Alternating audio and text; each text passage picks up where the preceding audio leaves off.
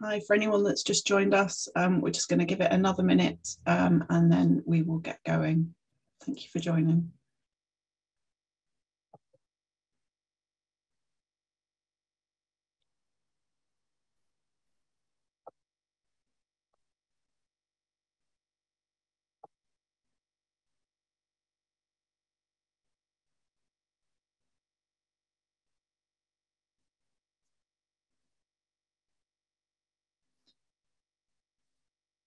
Perfect, I think so. As it's a minute past, we'll get started. I'm Claire Whiteley, Head of the Environment at the Sustainable Hospitality Alliance, and I'd like to welcome you to this session, which we're co-hosting with the World Wildlife Fund on how to embed sustainable food practices throughout hotel operations.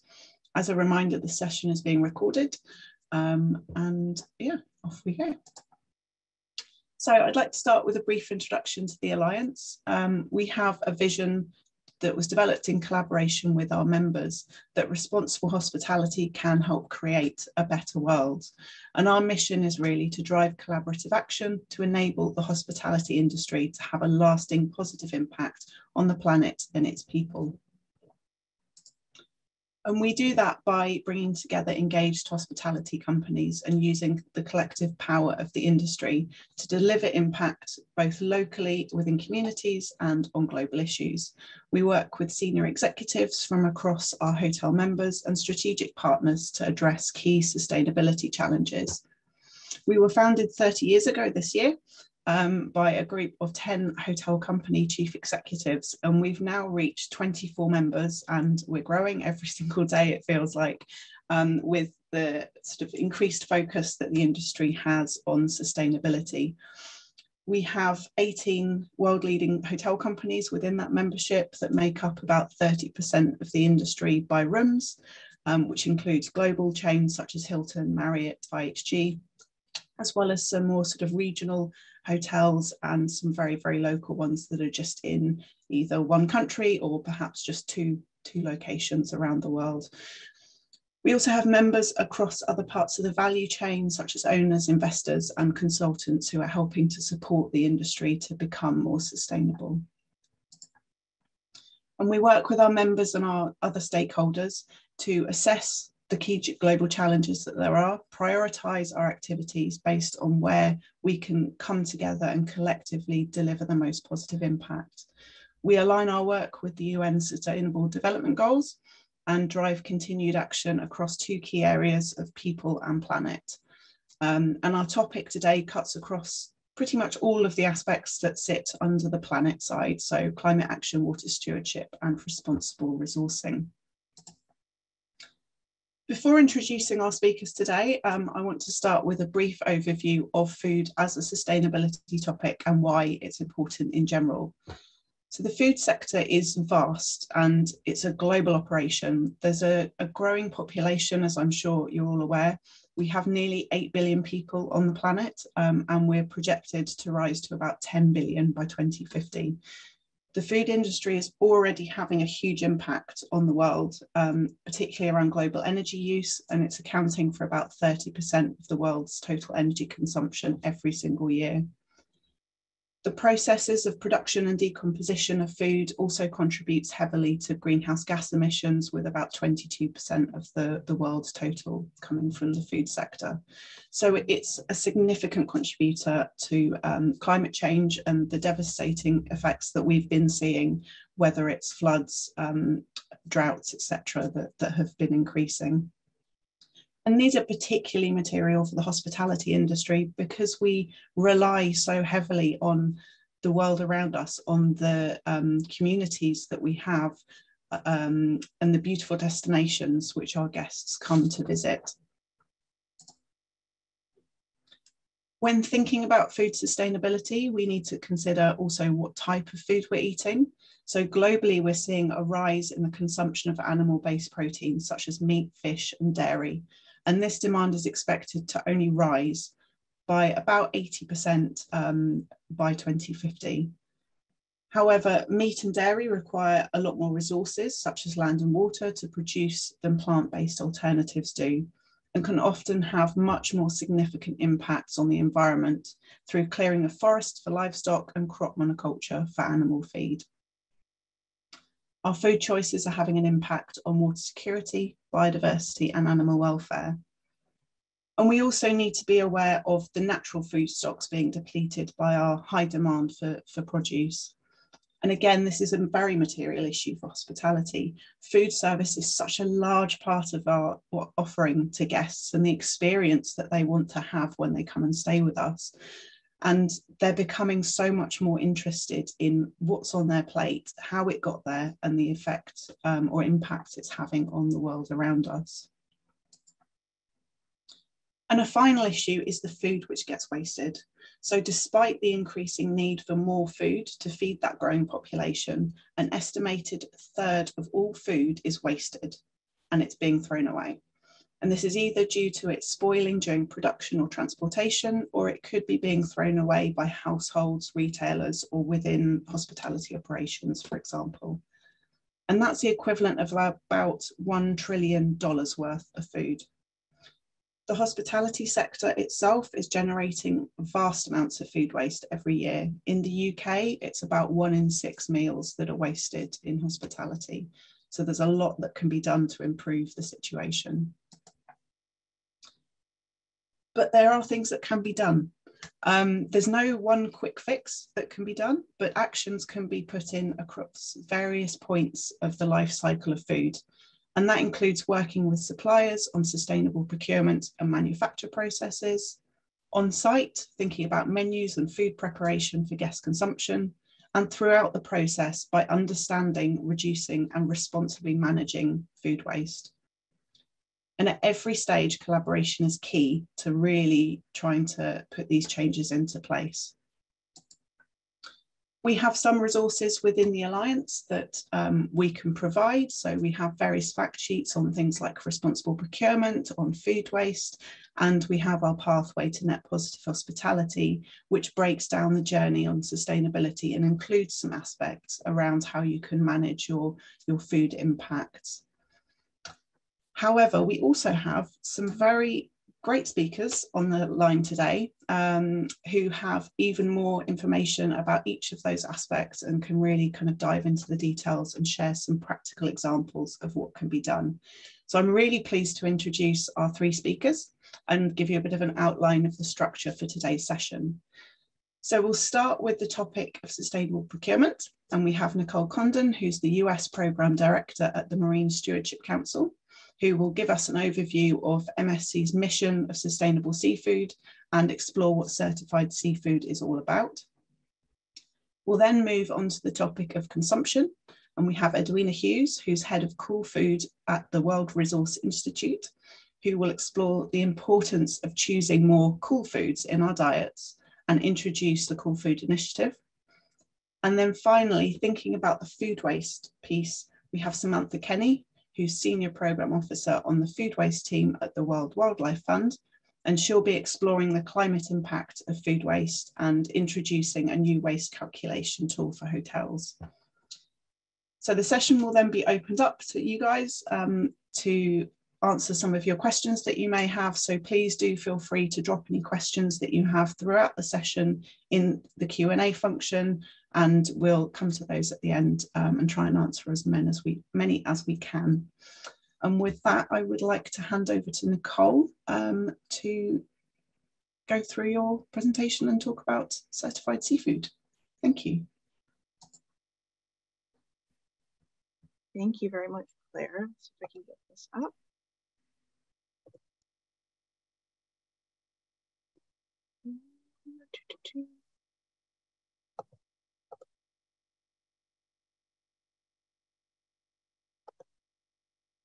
All right. So thank you very much for having me here today. My name is, as Claire mentioned, Nicole. I'm the MSc US Program Director at Marine Stewardship Council, or MSC. I'm here today to really talk about one specific component of sourcing for you to consider, and that's seafood. So seafood is the largest globally traded food commodity on the planet and one of the most complex sources of food due to fragmented global supply chains and hundreds of commercially important species that exist, each with their own unique attributes and uses. Billions of people rely on seafood for their livelihoods, cultural identity, and as a critical, diverse source of nutrition. Fisheries are the last truly global wild harvest commodity that we share, and we all have a part to play in ensuring that this resource not only survives, but thrives into the future.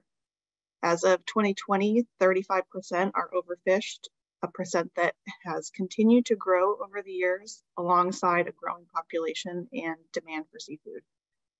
But despite facing increasing threats from impacts like overfishing and climate change, if global fisheries are managed sustainably, we can actually increase our harvest on the scale of millions of tons of fish. If we push for adaptive and robust management now, the seafood industry can do its part to contribute to a future that's both food secure and environmentally sustainable. But we all know change is hard, and the steps to enact change can be daunting.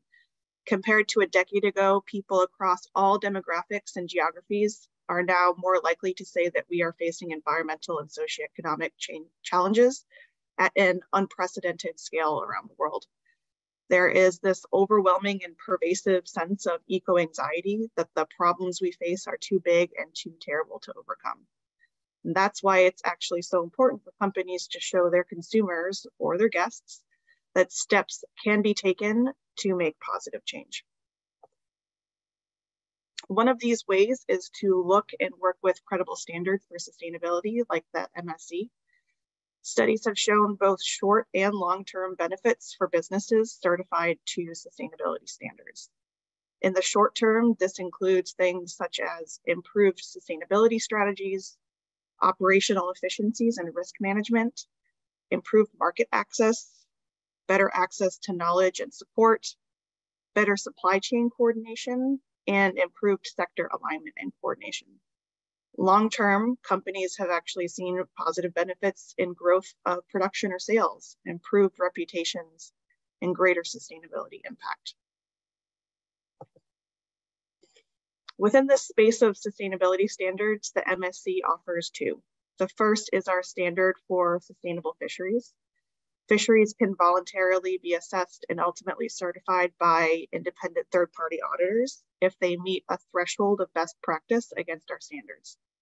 This process checks to make sure that fisheries are maintaining sustainable fish stocks with minimal environmental and ecosystem impacts and with effective management in place. These assessments can take upwards of 18 months, and certifications are good for 5 years with required annual audits to ensure that continued compliance and improvement against the standard over time is happening. The second standard or step in the process is our chain of custody standard, which allows companies to be third-party audited and certified to show that they can identify and track products from MSC certified fisheries throughout their operations.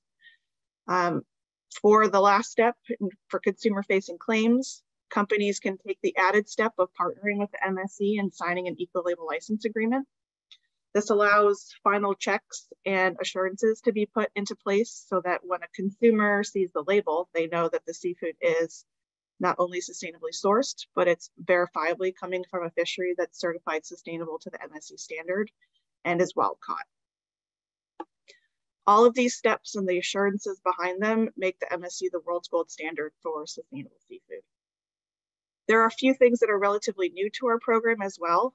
We've also launched an in transition to the MSC program for fisheries that need structure and support to make improvements to meet the standard. We also launched the Ocean Stewardship Fund, which aims to accelerate progress in fisheries worldwide by funding innovative research and supporting fisheries at all stages to the path to sustainability. But partnering with the MSC is more than just getting certified. For example, research on the fishing industry has shown that on average, companies saw an increased share price following a public announcement of the MSC certification. We also work to support our partners at all levels, backed by credible data and measurable science-based impacts. Our work ranges from supporting sustainable product or menu development to assisting in market development, from global and regional consumer-facing campaigns to support for CSR reporting and policy innovation. Constantly seeking robust data to help inform our work and the broader seafood industry. One of these sources is a consumer survey we conduct in partnership with GlobeScan every 2 years. We're actually about to release our latest report next month, and I'm happy to share the full report with Claire to share with you all when it's available. But we've pulled out a few pieces of data for US consumers specifically, because that's where my work is based, to showcase the importance of credible claims backed by standards. And as a market that has kind of struggled to engage consumers at the same level as our European counterparts, the US market is actually a great test in progress in sustainability movement more broadly. So some of the research that we've done, it's important to note that an estimated 1 in 5 companies are accused of greenwashing. So credible and transparent claims are increasingly important. And our survey results show that consumers are demanding that brands' claims about sustainability and the environment be clearly labeled and backed by independent organizations. Many also want to hear more from companies about the sustainability of their seafood products. And this means that credible and compelling information about what you are doing to be more sustainable is actually of interest among seafood consumers. In fact, those consumers who eat seafood out of home reported higher in these sentiments than the average consumer. The MSC label itself has also had growing power in consumer purchase decisions, with over 50% of out-of-home seafood consumers reporting that the label impacts their likelihood of purchasing a product and recommending products to others. This includes on menu. We have also seen a growth in trust, with almost 80% of out-of-home consumers saying that they've seen the label and actually trust the label. So what can you do and where do you start when tackling something like seafood sustainability? First and foremost, you need to tackle understanding what you're purchasing and where these products are coming from. It's not just working with your suppliers to try and find the source of your fisheries, but it's also mapping out how many cuts and sizes of the cod or shrimp that you are using on your menu. Where you're buying them from. Are those same products coming from one supplier or from 10? Targeting efficiencies in procurement will set you up for success once you start layering in sustainability. Empower internal champions and motivate them to educate internal staff and create buy-in. Do you have a chef that's super passionate about seafood sustainability? Make sure to give them the tools and resources they need to set an example for others to follow. The next, but not the easiest step, is develop and refine your seafood sourcing policy with sustainability in mind. And if you don't know where to start, you can partner with organizations like the MSC to walk through what's possible to achieve. Use that policy in your purchasing information to streamline where you can. Unfortunately, I think supply chain disruptions over the past couple of years may have already forced you into this, but from a sustainability perspective, it's a lot easier to track and progress with 20 seafood products versus 200. Through this process, recognize the suppliers that are supporting you in this journey and bring them along with you. But you can also utilize those partnerships with the MSC or other organizations to bring global and regional support to encourage suppliers and fisheries to get engaged and drive progress down the supply chain. The ultimate goal is really to build this portfolio of credible and robust work to make it easier on your guests to trust that what you are selling is actually sustainable. Be transparent about what you're doing and utilize independent certifications and the labels and storytelling that come with them to make it easy for guests to understand and make an informed choice. But most importantly, work together as an industry. And I think that's why you're all here. Your individual purchase decisions do actually have a big impact, but the power you hold collectively at scale is immense. Thanks. Wonderful. Thank you very much, Nicole, for that. That was really, really interesting. And we will definitely come back with some questions at the end. So next, we'd like to hear from Edwina Hughes from WRI. Edwina, over to you. Hi, thanks. Great. So I'll just get my presentation up. Just to say, I seem to be having a little bit of a problem with my internet, so I might be a little bit unstable. Hopefully not psychologically, hopefully just the presentation. So hi, my name is Edwina Hughes. I'm head of Cool Food, and we are serving delicious climate action. So I'm going to tell you about what Cool Food movement is all about. And I may have met some of you in the past because I certainly have been speaking to hospitality and hotels over the last couple of years. So in terms of just setting the scene, what we understand is that food accounts for 1/4 of all greenhouse gas emissions. So what we know is food is significant to the climate emergency, and for organizations like you, it is a really large part of your emissions. So it is something you're going to need to think about if you aren't already thinking about it in terms of the climate impact of the food that you're serving. In terms of shifting diets, how does it fit into the picture of creating a more sustainable food future and tackling the fact that the food system and agriculture accounts for such a large proportion of greenhouse gas emissions? This is a piece of research we've done called Building a Sustainable Food Future. And what it shows you is that there are a number of elements that need to come together in order to move us towards a sustainable food future. So I won't go into a huge amount of detail on this, it's quite complicated, but on the left-hand side, you see the trajectory of where we're going to be by 2050 if we don't start tackling our food system, and that's 15 gigatons of CO2. And on the right-hand side, then the small yellow bar is where we need to be in order to align with the Paris Agreement. And then everything in between are the interventions and the changes that we need to make in order to get from 15 down to 4.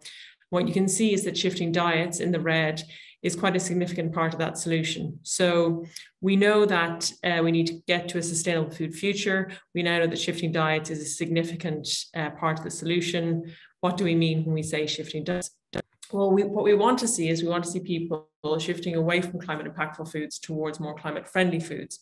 And so this shows you per gram of protein, what the climate impact is of these different foods. And you can see immediately that the ruminant meats, and this is going to be quite familiar to most of you, they're much more climate impactful than the plants and rice, nuts, eggs, etc.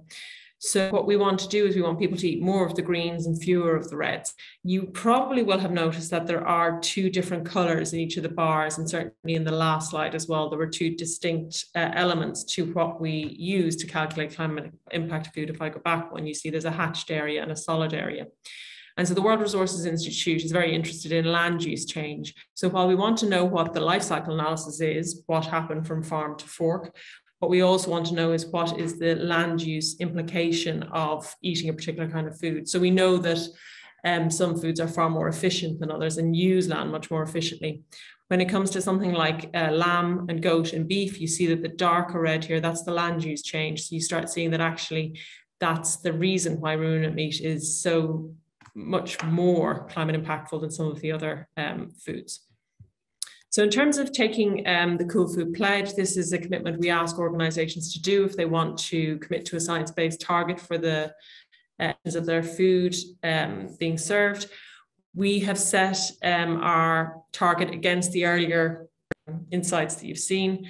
Because we need to get to a 67% reduction by 2050, we have calculated that needs to be 25% by 2030. So we ask our member organizations to work collectively towards this 25% reduction. We know that 2050 is the ultimate goal, but it's quite far off. And also we know that people work in far smaller cycles. So what Cool Food has achieved so far, we have a cohort of organizations serving 3.5 billion meals. That's 60 plus organizations, including IKEA and Aramark. Our goal is to reduce greenhouse gas emissions by 25%. What we've seen is a 20% reduction per plate in the cohort since we began. So that's really good progress, but more to do. And just a little bit more about some of the other metrics of success. We have just published a progress report for 2022. So all of our kind of in there, but you'll see that we estimate we've reached 12 million people through our media and communications, and we can grow, which is fantastic. So sustainable food is something that people are increasingly interested in. It's something I hope you're interested in too, and Cool Food is a mechanism through which to pursue it. Just to show you what that 21% reduction looks like. So you see this is per plate for the cohort in 2019 and then 2021. And you see the change in the composition of the plate over time, and the fact that actually what's also happening while ruminant meat consumption is falling and procurement is falling, we see vegetables and fresh produce going up, so 63 to 66. So that's a very pleasing alignment with healthy and sustainable diets. So you can pursue both of those things in tandem. So in terms of what we offer through Cool Food, we have world-class climate impact of food data analysis, some of which I've shared. We have behavioral science research and findings, some of which I'm going to share. We then share compelling tools to engage consumers, and we are always moving, always changing, and thinking about what the next big thing is. So in terms of just the behavioral science insights, I'll just give you a little update, because we've just shared an update to this playbook, which is to guide diners towards plant-rich dishes in food service. So we launched this in 2020, started 2020. And so we've had lots of traction with it, lots of organizations using it to think about the nudges they can employ to encourage consumers to choose plant dining. But what we found actually is that in the last 2 years, lots of new research has been done, and it has caused us to revisit the literature. And so we see actually that price is now emerging as another element in the kind of nudges that persuade people to eat more plant-based. And in addition, what we found is that product interventions are still really important at presentation. So product interventions are what you're serving, because if you don't serve plant-forward or plant-rich dishes, people can't choose them. And if you don't talk about them really positively, people are boring and bland. So you have to work on those two things as well. So we have 17 high-impact usability techniques now that we have identified as good nudges for food service. And one of them is around eco-labels, which is what I'm going to talk about next. So we've created a Cool Food meal label for climate-friendly food. And what we recognize is that organizations like yourselves want to be able to communicate to your diners that you are making progress and that they are able to be part of the sustainable food story by choosing more climate-friendly meals. So this badge is being ordered by Panera in the US. About 50% of their menu is a Cool Food meal. Aramark have launched in 10 universities, 15 Canadian universities, and are going to go across the USA from January next year.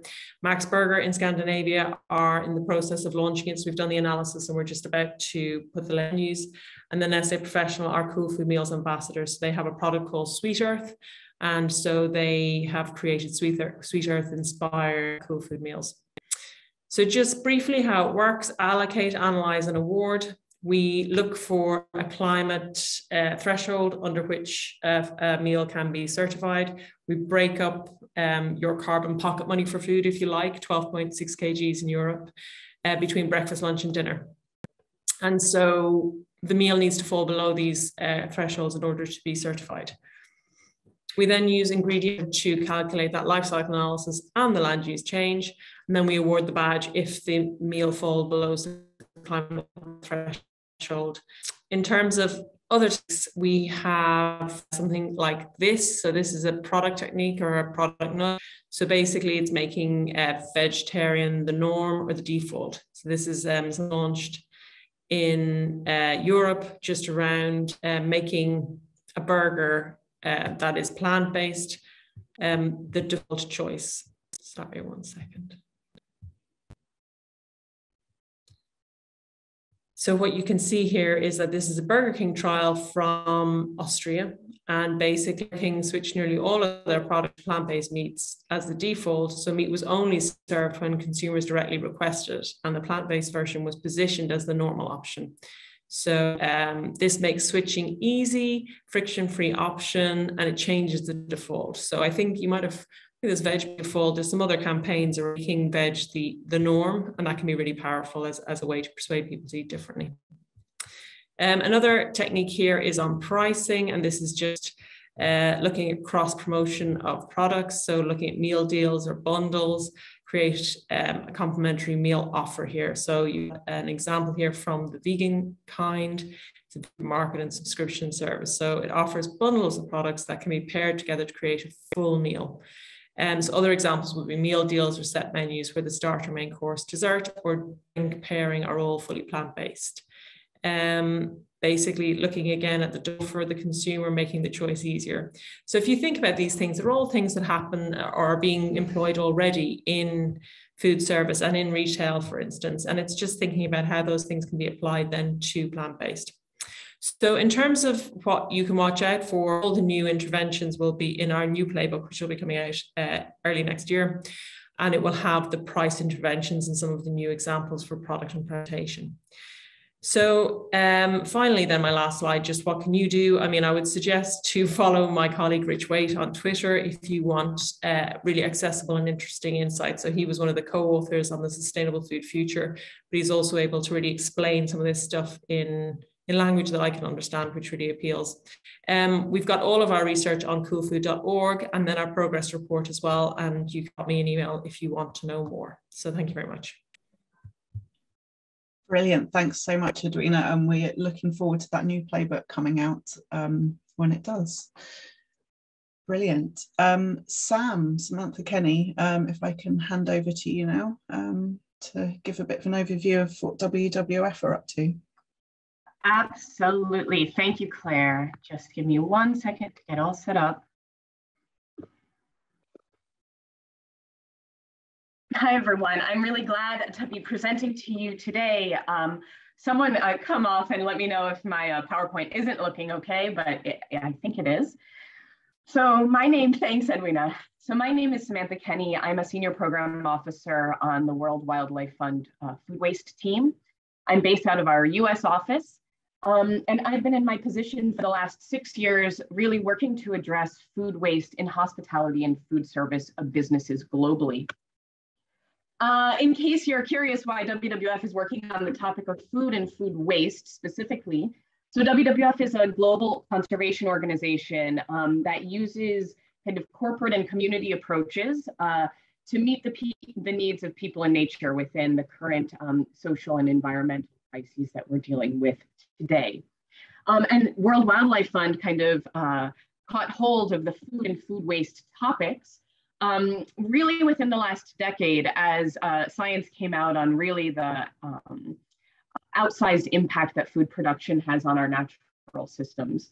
So food production is actually one of the biggest threats to life on the planet, just given the amount of energy, land, water, chemicals it takes to produce food, and then also to move food from where it's produced to where it's being served and then ultimately disposed when there's surplus or unavoidable food waste.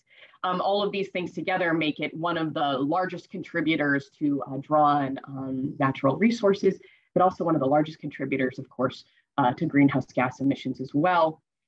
And this outsized impact is made even crazier by the fact that we waste, actually, it's up to 40% of food that we produce globally. It doesn't end up being consumed by the people it was grown to feed. So that means this is a huge waste, but it's also a really huge opportunity because we can use interventions really along food value chains to maximize the food available for people. This is specifically critical when we're thinking about climate because when food, so we mentioned that there's emissions really all along the food chain from production through service and disposal stages. But when food is then thrown away, this 1 out of 3 calories or up to 40% of food is thrown away in a landfill, it actually becomes methane because it has to decompose in the absence of oxygen. And methane is a very strong greenhouse gas. It has more climate forcing potential than carbon dioxide, though for a shorter amount of time. Landfills are actually responsible for 11% of global human produced methane emissions. So food and waste is one of the really hot topics to curb our methane emissions.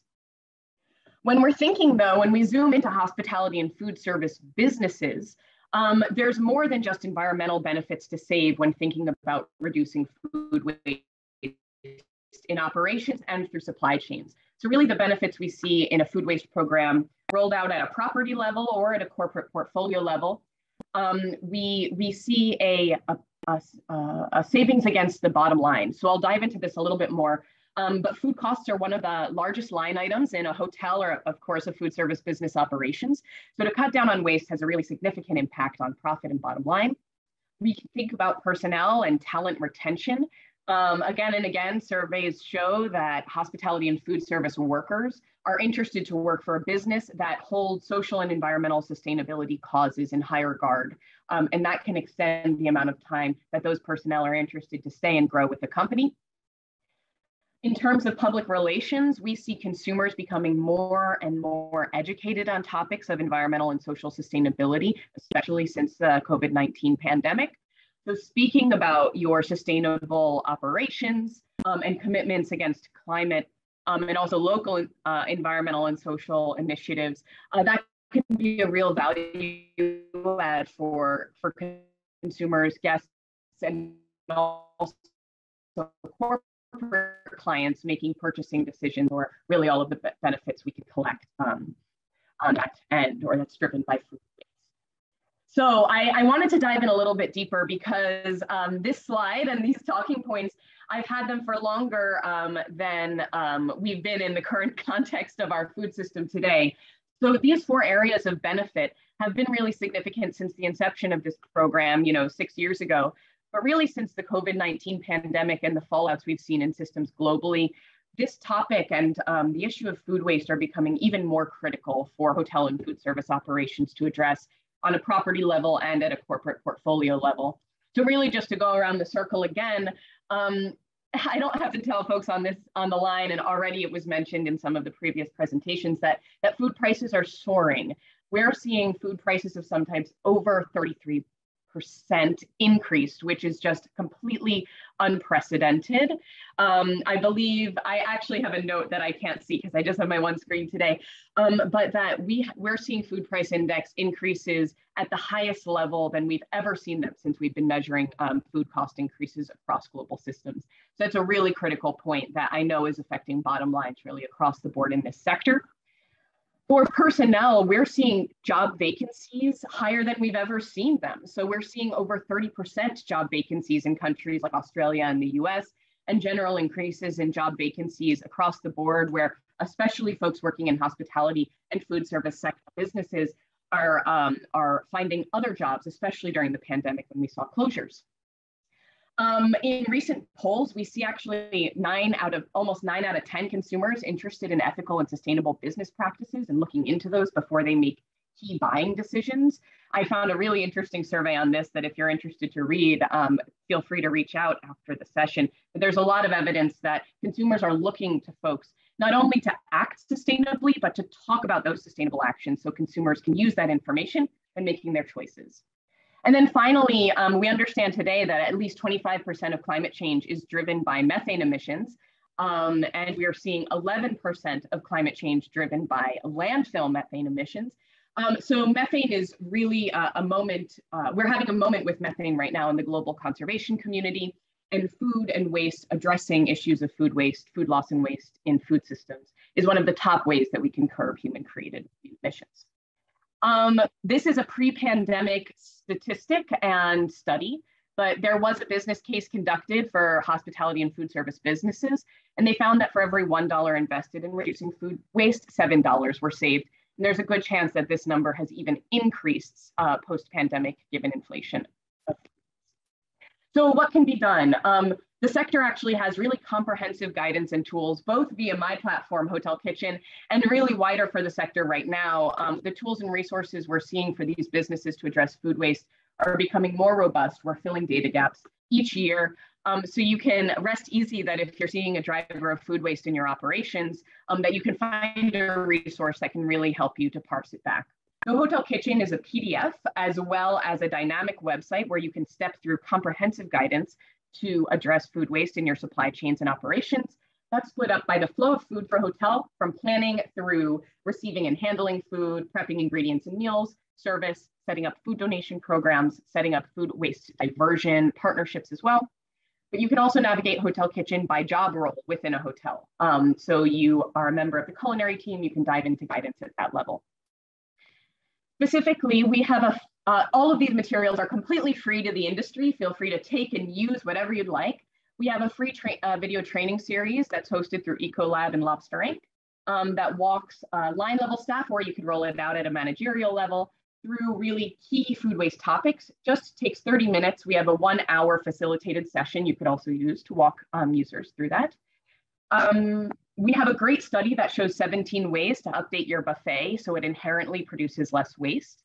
And finally, we have the 16-week Champions Guide, which is really, it's just 8 pages. It walks through a property level champion, just starting to think about food waste and really walking them through all of the steps it takes to develop a really strategic food waste initiative that's addressing the needs of the property.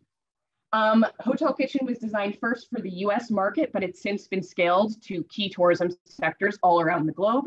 So there's a good chance we have resources available in many of the languages in which you operate.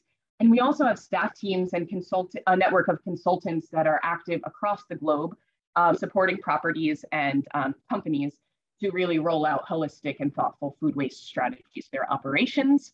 And if you're interested, this is one of kind of the hot button topics that's coming up, is really thinking about how we can bring guests into this conversation, both through property level activations and maybe social media campaigns and things like that.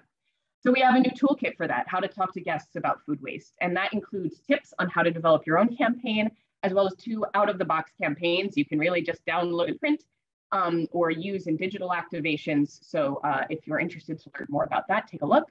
But really all you need to get started at a property or at a corporate scale is a measurement strategy. That's the most critical aspect, is to set a baseline so you understand what's currently happening in your operations. And then you can see all of the impacts you have by introducing interventions and improvements.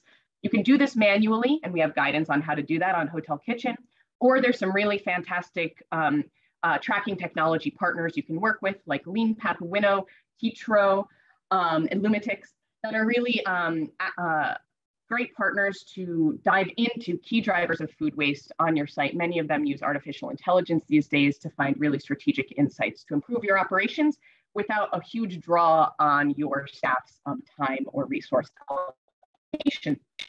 The data collected in these measurements, it's something that's been reflected on strategically at the property and corporate levels, but someone like the Sustainable Hospitality Alliance and WWF are really interested in seeing how this data stacks up at a global sector level. This is absolutely critical to see if we can make our 2030 goals to have food waste within this sector. So for this effort, we brought together the largest hotel brands across the world, as well as Greenview, who's a known third party that helps with reporting through sustainability reporting through the hospitality sector.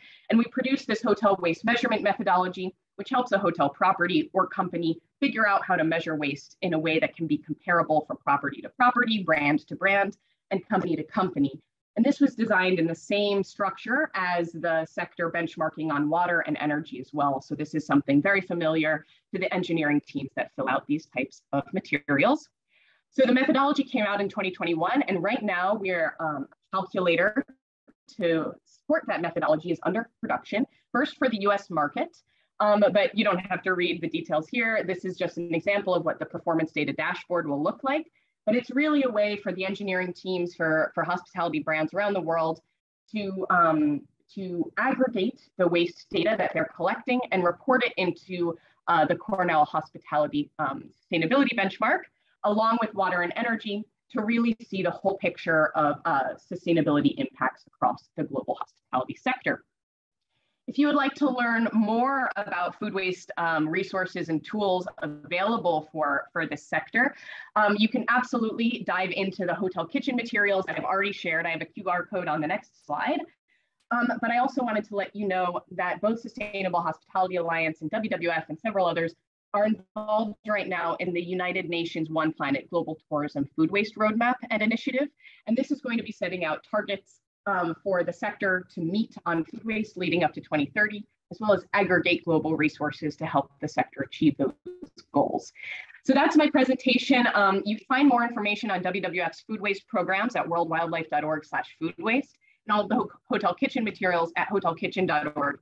If you grab that QR code in the bottom right of the screen, you'll go straight to the Hotel Kitchen resources page, which includes a link to the hotel waste measurement methodology. The calculator is not out yet, but it should be out by the end of calendar year 2022. And you'll also find that toolkit for communicating food waste to guests linked there. You can also find the rest of the Hotel Kitchen comprehensive guidance. So thanks again for the time. I'm looking forward to addressing any follow-up, and thanks Claire and Anna for hosting this great session. Amazing. Thanks very much, Samantha, for talking us through that. There's a lot of resources there, I think across all three different organisations, or four actually. There's a lot of different resources there to really help make positive change on food sustainability. So yeah, thank you very much, everybody. I see we've had some questions that have been coming in. It looks as though you guys have been busy answering them throughout the session anyway. So what I'd like to do is I have a few questions that we had lined up as well, that I'd like to go through. And if I can invite all the panelists to kind of pop back on screen, that would be fantastic. So I think the first one really is just around what advice each of you would give to an independent hotel who might have limited resources, but who really wants to take action on food and isn't quite sure where to start. What would you guys advise? Perhaps if we go in kind of the same order that we did the presentation. So Nicole, do you want to go first? Sure, yeah. I mean, I think I mentioned it at the end of my deck too, but on things like procurement of specific items, it's a really good idea just to understand what you're buying and where you're buying it from. It's a long exercise depending on the size of your operations, but it's a very critical one. That's going to help you understand if there are efficiencies that you could be building into your procurement, and really trying to understand from a risk perspective what's most important for you, whether it's regionally or globally, to address first. Brilliant, thank you. I think I just build on Nicole's point. While we're all working in different areas, it's all about trying to gather a bit of information, a bit of insight in the first instance, so that you understand what's happening. And I love Samantha talking about Winnow and Lean. They're just brilliant systems for tracking things. But I know they have like basic approaches. You know, you don't have to get all of the kit from the get. You can get some basic stuff. From my point of view, you know, ours are all public source, so we're a non-profit organization. So, you know, the playbook is out there at the moment, and yeah, there'll be a review of it, but ultimately the thing you need to do is just start changing some of your menu, making it more plant forward, think of the balance of the plate. Some of the nudges are really interesting, even the sequence in which people experience the food. So if you put the protein last, people will put less of it on the plate because they'll have already put all the other things in there, the vegetables and the carbohydrates.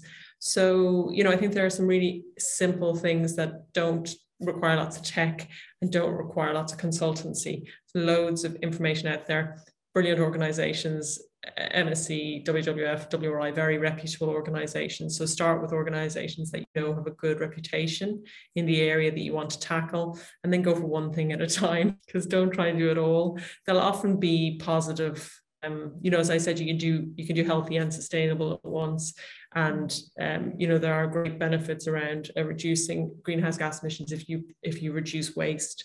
So decide which of the things you want to pursue first and try and do that. And then, you know, we'll kind of got your handle on that, then think about what you want to do next. Great, thank you.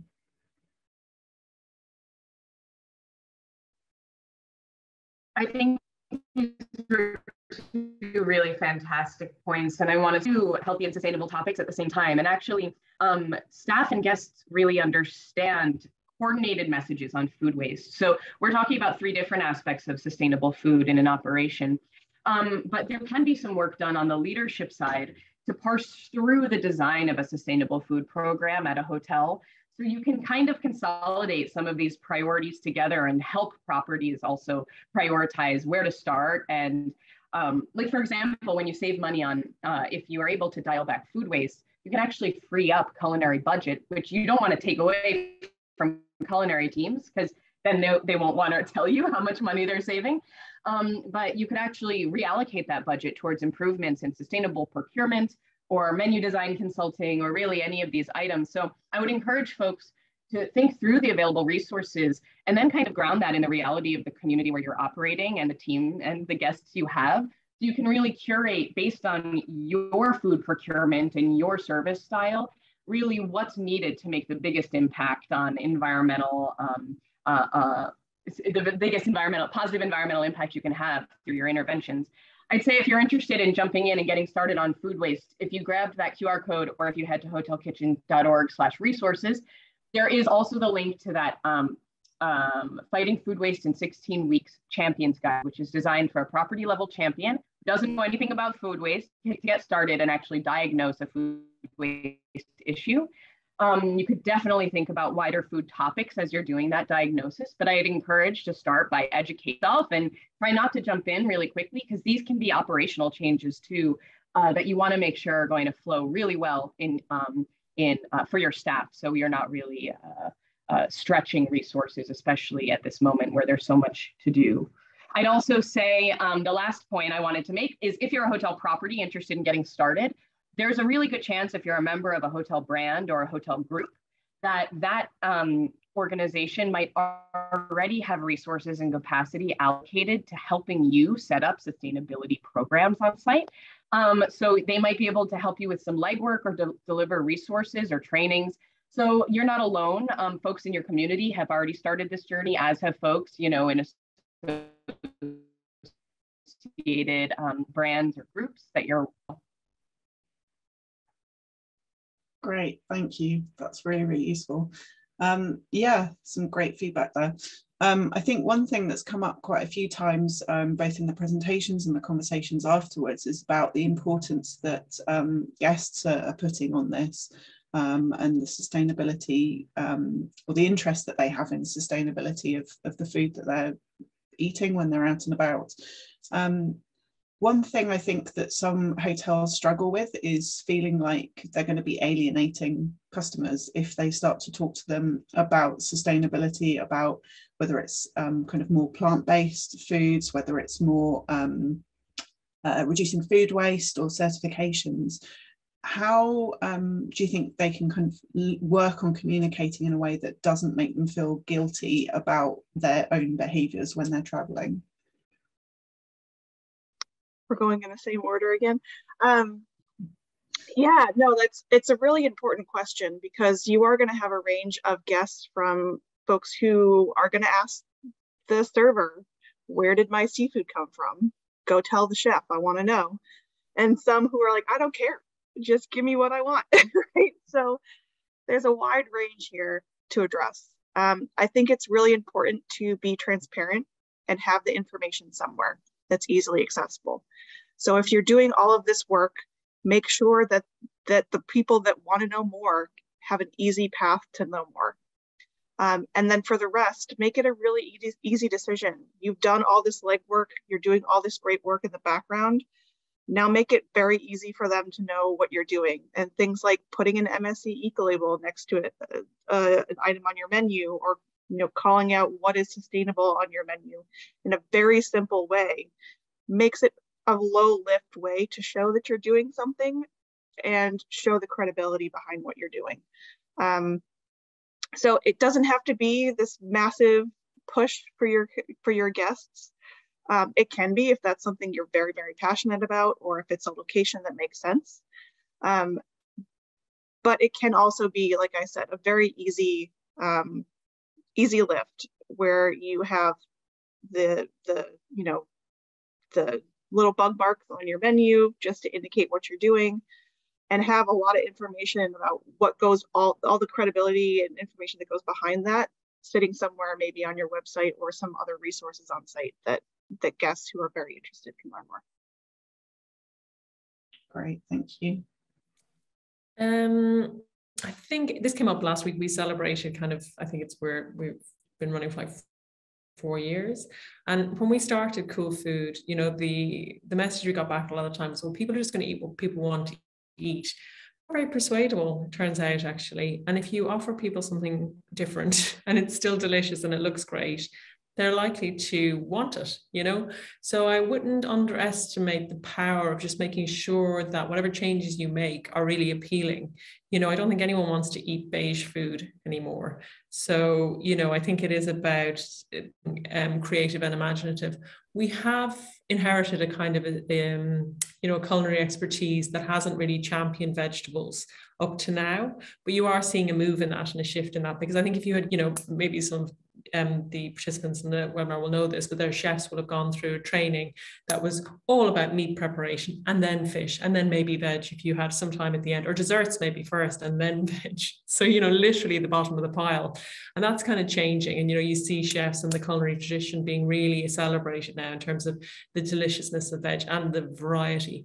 So I kind of think that the world has moved on. I think people still want to eat delicious food, so don't underestimate that, but don't imagine that it's a huge change that has to happen. I think you can make a lot of small tweak changes that can make a difference, some of which won't even be noticed by some of your diners. I think if you really want to champion it and shout about it, as Cole said, then you can. I think what we found is that we did some research on climate messaging at the start of this year, and all of the climate messaging we tested was positive. So there's a positive uplift in people choosing plant-based if they saw a climate message, which was good. The thing we found was that demand doubled or almost doubled if the message was either about social norms. So Anna is choosing plant-based, why don't you? Or 96% of Americans are interested in trying more plant-based, why don't you? And the other one was personal agency. So it's kind of like, if you choose this meal, it's the equivalent of saving the energy that would be taken to charge your phone for 2 years. So people really responded to the ideas of social norms, which we know really work when you think about trying to persuade people. It's like, come on board, come with us. And then the other one around personal agency, because although changing one meal is not actually going to be enough, is a sense that people want to feel power, they want to feel some agency in it. So it's about habitual change. So it's change that meal and then change it again and again and again. But ultimately, you know, if you want to get that point across, people will feel empowered so that they're part of the solution. So they're the two things we found really powerful. I'll dig out the link to that messaging research and I'll drop it in the chat. Great, thank you.